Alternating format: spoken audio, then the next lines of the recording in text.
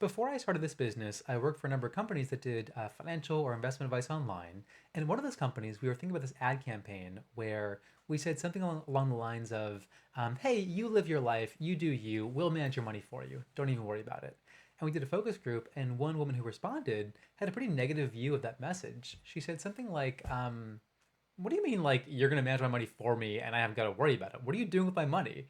And, although that ran counter to what we were trying to do in our ad campaign, I thought it was a pretty insightful piece of feedback because, yeah, I get it. A lot of financial companies say, like, we'll make it easy. Don't worry. You just do your thing and we'll manage your money for you. But that's, I don't know, not ideal in a lot of ways because I think as a client, as somebody it's your money, you should know what's going on with it.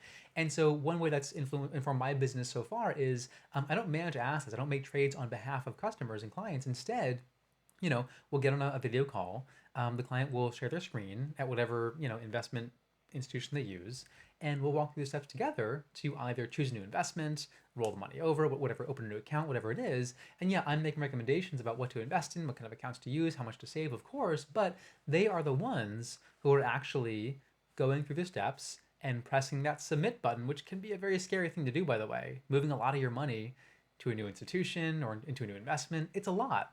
I like it for a few reasons. Number one, this gives the client a lot of chances to ask questions and say, okay, Joe, that's really your recommendation. That's right. That's true. Wait, why is that again? Like, what's your rationale there? And that's good. I want to have that conversation and share what my thinking was. Number two, they feel the fear in a way. Clicking that button to make the trade, it's a lot. It's daunting. A lot of people don't do it for that reason.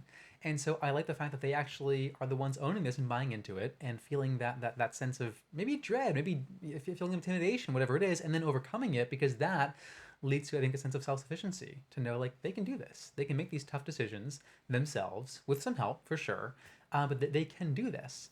And I like that because, while I certainly do want to be a good source of advice and guidance and be a thought partner, I don't want someone relying on me totally. I want them to feel that we are partners, we are peers, and I'm helping them think these things through. But they are ultimately the ones making the calls because it is their money at the end of the day. And so, I'll never know who that woman was who shared that anonymous piece of feedback, but I want to thank her because it was a great point. Hard to hear at the time, but a really, really helpful thing to bring up, and that's influenced my business in a lot of ways. To learn more about kind of who I am and how I'm different, feel free to follow me here. Thanks so much.